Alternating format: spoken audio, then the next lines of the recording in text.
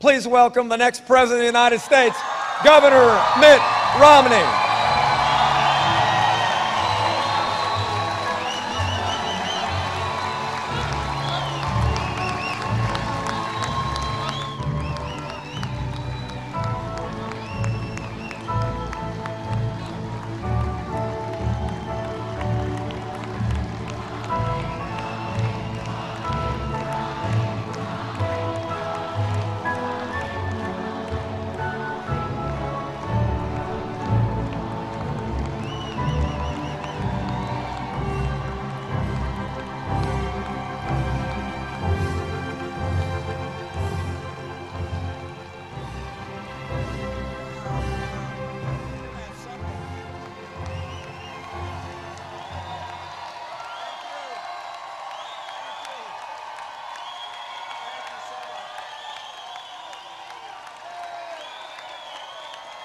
Look at those flags.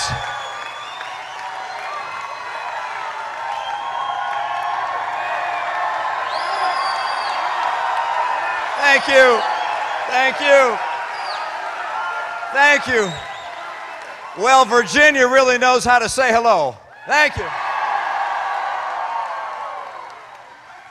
Thank you, Governor and Janine, for being here and welcoming me. And thanks to all of you for braving the warm weather today to give me such a welcome. And thanks to our veterans. I see a number of them in the audience here today. Thank you for your service. You know, I know that this week has not been a week of a lot of good news. You saw the reports that we're not creating as many jobs as even would keep up with our population growth. And you saw that for every net new job that was created last month, why 4 people dropped out of the workforce. So this is not the kind of news that the American people were hoping for and deserved. But I'm here to tell you that things are about to get a lot better.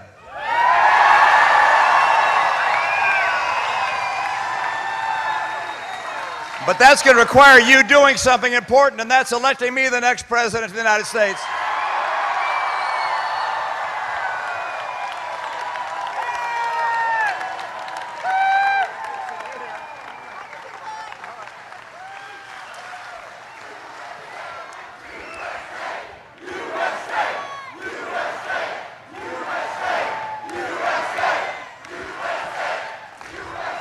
You know, it's moving to be in this place and to see these aircraft and know the men and the women that have helped defend liberty for America time and again. It's moving to see that flag out there and to see the flags that you've been waving inside this room. I remember as a boy, I was in the 4th grade. Somehow in my mind, I remember being there in the 4th grade in front of the blackboard. We had an American flag that was pinned above the blackboard, and every day we stood lined up in front of that blackboard and we recited the Pledge of Allegiance. Do you remember it?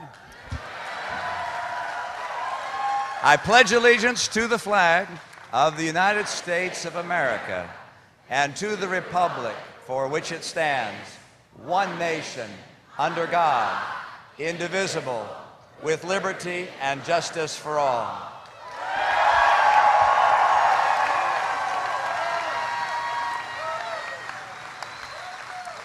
When I make a promise, I intend to keep a promise, and I've done that throughout my life. When I made that promise time and time again in my Pledge of Allegiance to the flag, I remembered that flag, and I remember it to this day. For me, the Pledge of Allegiance and placing our hand over our heart reminds us of the blood that was shed by our sons and daughters fighting for our liberty and sharing liberty with people around the world. The promises that were made in that pledge are promises I plan on keeping if I'm president, and I've kept them so far in my life.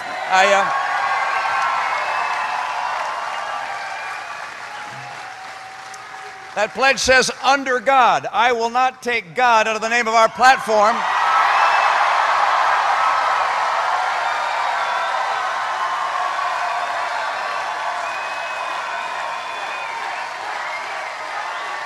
I will not take God off our coins, and I will not take God out of my heart.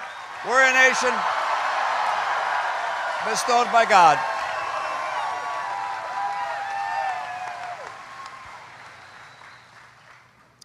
One nation, indivisible.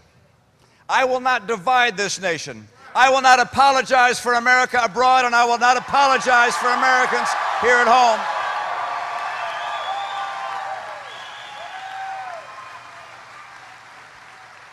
with liberty and justice for all, with liberty. I will not forget that for us to have liberty here, for us to be able to protect ourselves from the most evil around the world, for us to share liberty with our friends around the world, we must have a military second to none, so strong no one would ever think of testing it.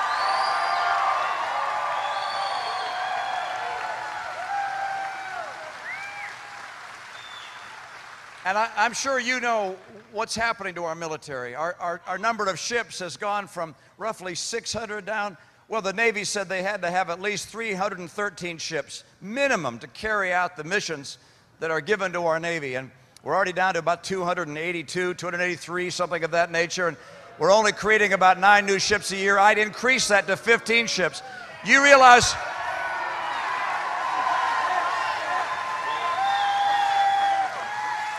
You realize our Navy is smaller than any time since 1917. That's unacceptable. It's time to have a rebuilding of our Navy to make sure it's the strongest in the world. And it fulfills our missions.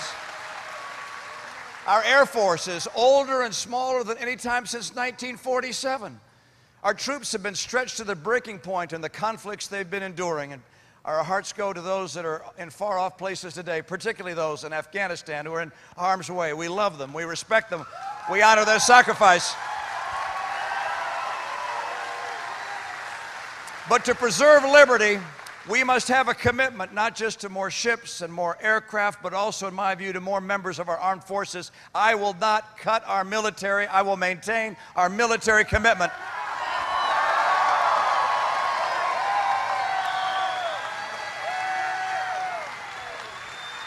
Now, you listen to the governor talk about the cuts the president's put in place for our military.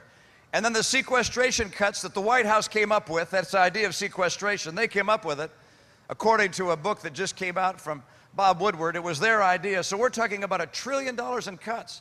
The estimates of the kind of numbers of jobs lost in Virginia from these cuts is between 100 and 200,000.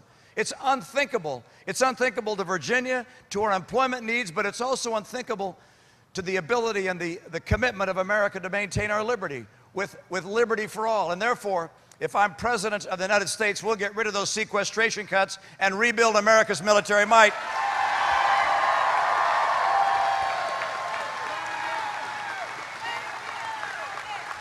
So with liberty for all, but also with justice for all. With justice for all.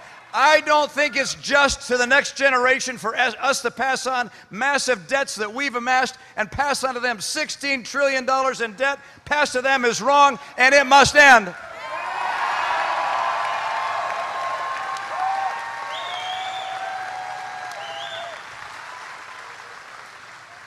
I also don't think it's justice for all when a nation is as prosperous as ours is, most prosperous major nation in the history of the earth, to have 1 out of 6 people now who've fallen into poverty.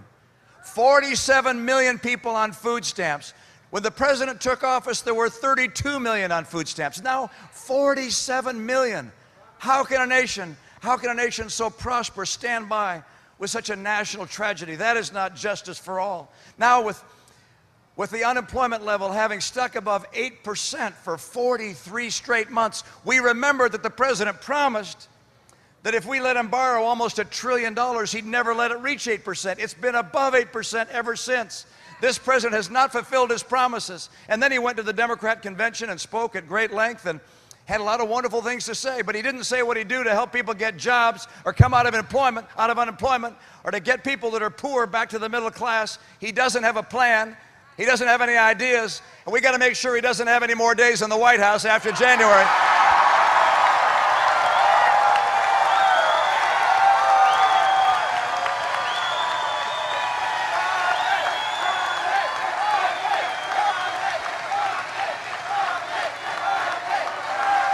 We pledge allegiance to that flag. We believe in a nation under God, a nation indivisible, a nation united, a nation with justice and liberty for all. And for that to happen, we're going to have a new president that will commit to getting America working again, that will commit to a strong military, that will commit to a nation under God that recognizes that we, the American people, were given our rights not by government, but by God Himself.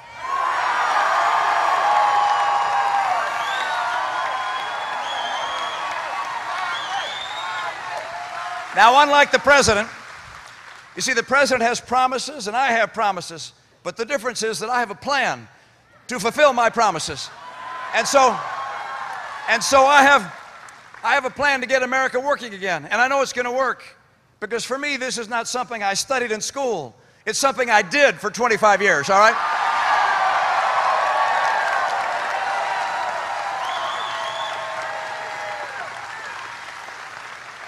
And so there are 5 parts to it. Number 1, and by the way, this is our ace in the hole. We've got extraordinary resources we haven't taken advantage of, and I will. I'm going to get North America energy independent within 8 years.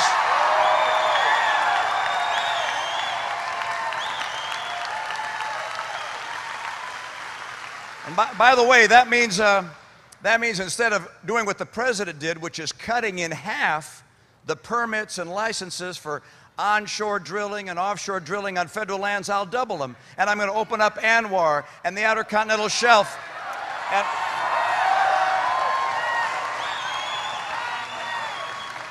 Yeah, and let's not forget about building that pipeline in from Canada, too. I'll do that, too.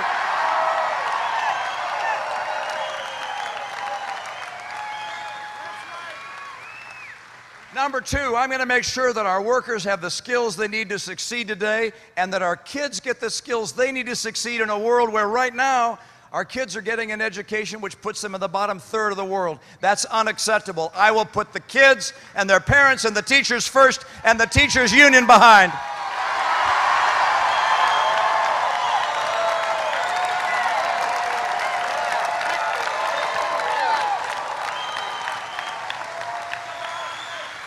Number 3, trade is good for us, by the way. It's good for us to sell things to other countries and to trade with them. We have to make sure, of course, that those trade agreements are structured in a way that it helps America, not just the other guys. Trade has to work for us, and I'll do that, opening up new markets for us. And when people cheat like China's cheating, I'm going to say, no, we're not going to let it go on.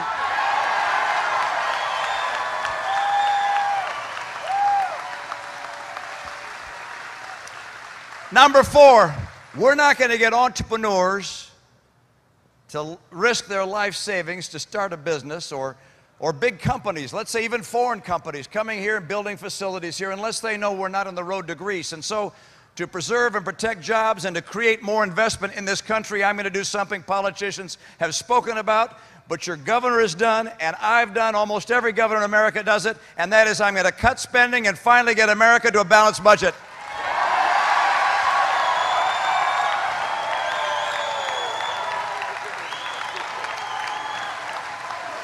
And number five, I'm going to champion small business. Small business is where jobs come from. So I'm not going to raise taxes on small business, and I'm not going to overregulate small business. And I'm going to get rid of that big cloud that's been hanging over small business and keeps them from hiring. I'm going to get rid of Obamacare and replace it with something better.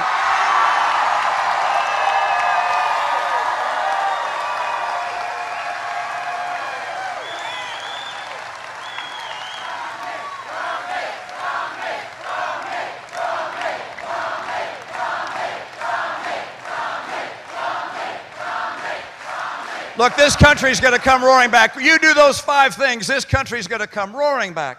We're going to see 12 million new jobs and finally rising take-home pay again, because I know if government is doing the job it ought to do to encourage freedom and entrepreneurship, that the American people are ready to act. I've seen big companies that want to act and want to invest in America. I've seen entrepreneurs of all kinds that want to start businesses. I've been impressed by the American spirit of people who are can-do and take charge, want to start and build things. And by the way, they do build it themselves.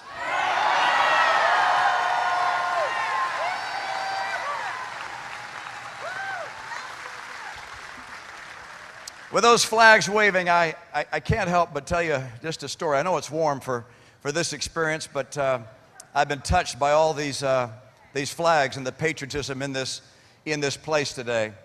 And it happens to do with the Olympics that I had the chance to help organize back in 2002 out in Salt Lake City. And at the end of the games, Vice President Cheney came and he asked me to pick one athlete to represent all the athletes of America, to sit with him in the closing ceremonies. And so I chose Derek Parra.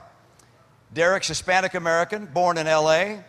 He's a rollerblader, all right? And he had a friend say to him, Derek, you're never going to get an Olympic medal with rollerblades, all right? You got to find another sport.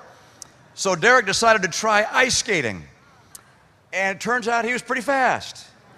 And he went out and competed, and you know, he beat these big guys from Michigan and Wisconsin and Minnesota and became a member of the U.S. speed skating team. Came out there to Salt Lake City, skated his heart out.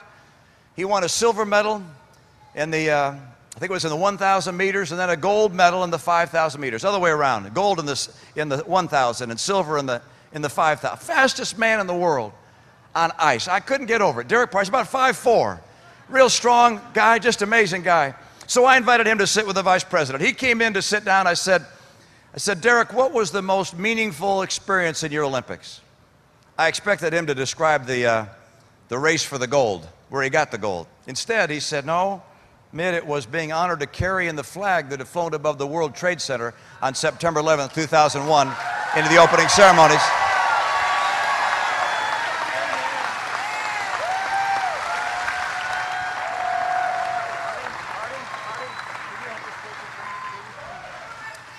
You see, that flag was flown above the World Trade Center. It was torn and burned. It's about 8 feet by 12 feet. And Derek Parr was one of the 8 American athletes that was voted as one of those that should carry in that flag. And so, in fact, he said that he took a hold of the flag, and the announcer came over the PA system, and he said, ladies and gentlemen, the flag that flew above the World Trade Center at September 11th is now coming into the stadium. And Derek said, I thought the crowd would burst into cheers, but instead total silence. Complete reverence. And he said, so we carried the flag and stopped in front of the choir, and they began performing the national anthem. And he said, Mitt, it was hard to hold on to my emotions as I was singing those words and I was holding that flag. And then he said, the choir did something I hadn't expected. Now, I knew it was coming, because as the guy in charge of the Olympics, I chose the version of the national anthem they sang. And in the version I chose, you sing the last line twice. Second time is a reprise. You go up an octave.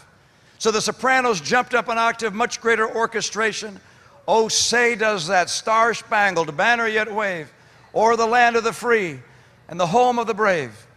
And he said, Mitt, this time as they sang it, a gust of wind blew in the flag in our hands, and it lifted in our arms. And he said, for me, it was as if the spirits of all those that had fought and died for liberty had just blown in that flag. And he said, the tears ran down my face. We're a patriotic people.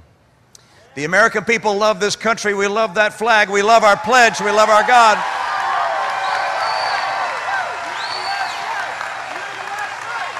Any challenge we face is a challenge we're going to overcome, but we need a new president to get America on track.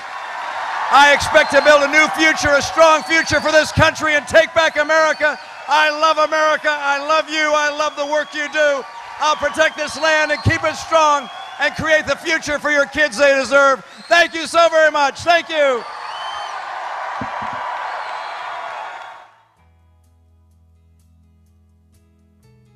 Fast on a rough road, riding high through the mountains, climbing, twisting, turning further from my home. Young, like a new moon rising, fierce through the rain and lightning, wandering out into this great unknown. And I don't want no one to cry, but tell